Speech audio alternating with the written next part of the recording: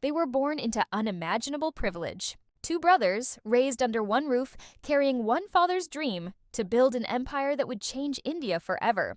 But what began as a story of love, loyalty, and legacy would soon turn into a battle of pride, power, and betrayal. This is the story of Mukesh and Anil Ambani, the billionaire brothers who destroyed each other. They were supposed to rule together, heirs to a fortune so vast it shaped the Indian economy itself. Yet, within years of their father's death, that empire would fracture, split not by enemies, not by politics, but by blood. One brother would rise to become Asia's richest man. The other would stare at bankruptcy papers, haunted by what was lost. And it all began with silence. A father's silence, Dhirubhai Ambani. A name that still echoes through India's business corridors. The man who began with nothing, selling yarn on the dusty streets of Aden, and built Reliance Industries, a powerhouse that changed the destiny of a nation. He taught his sons one lesson above all: build, don't beg. Dream, don't doubt. Mukesh, the elder, quiet, analytical, steady as stone. Anil, the younger, charming, ambitious, hungry for the spotlight. Together they were meant to be the future. By the late 1990s, Reliance was unstoppable. Refineries, telecommunications, finance, every industry bent to their father's vision. The family was celebrated as India's answer to the Rockefellers. But behind the golden walls of their home, Antilia, subtle cracks were forming. Cracks that only widened when the man who held everything together fell ill. July 2002, Dhirubhai Ambani suffers a fatal stroke. He leaves behind an empire worth billions, and no will. No clear heir, no final instruction. Just two sons, and a throne too large for both to share. In the days that followed, boardrooms turned cold. Whispers filled the halls. Who would lead Reliance now? Mukesh had been quietly running the operations. The factories, the refineries, the pipelines. Anil managed the public face. The media, the investors, the glamour. Both believed they deserved to rule. At first, they smiled for the cameras. But inside, resentment brewed. Each meeting became a test of dominance. Each decision, a contest for power. The empire Dhirubhai built on unity was now ruled by ego. Reliance was never meant to be divided, one executive recalled. But every decision after Dhirubhai's death felt like a civil war. Soon, the conflict spilled into the open. Boardroom battles, legal filings, press leaks. India watched in disbelief as its most powerful family began to tear itself apart. By 2005, the brothers' feud had become a national obsession. TV channels ran daily updates. Headlines screamed Ambani brothers at war.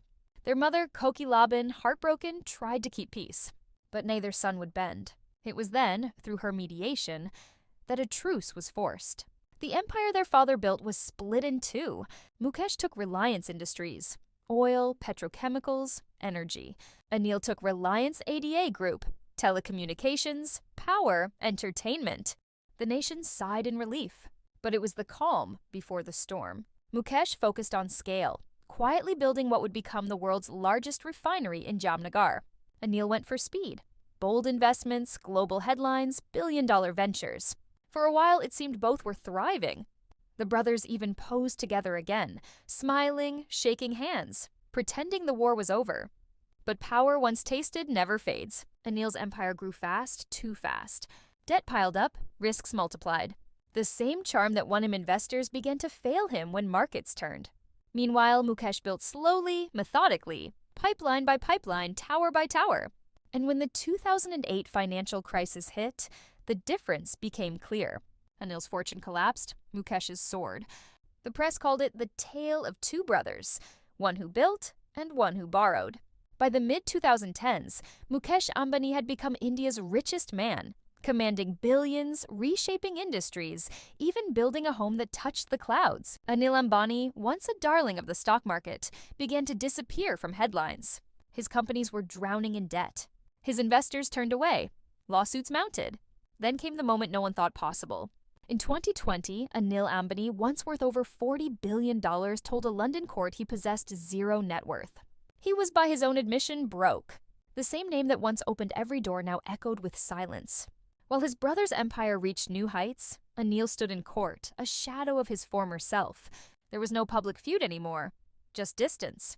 Two brothers, two destinies, forever divided by choices made long ago. And somewhere between those billion-dollar towers, A father's dream lay broken.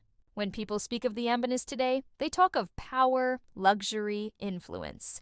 But behind that glittering facade lies a tragedy far deeper than wealth could ever heal. A father who built an empire of unity, two sons who inherited everything except peace. Was it greed? Was it pride? Or was it simply the curse of legacy, that no empire survives the ego of its heirs? For Mukesh, victory came with solitude. For Anil, failure came with humiliation. Both paid a price that money could never balance. Because in the end, the greatest loss wasn't billions of rupees, it was brotherhood.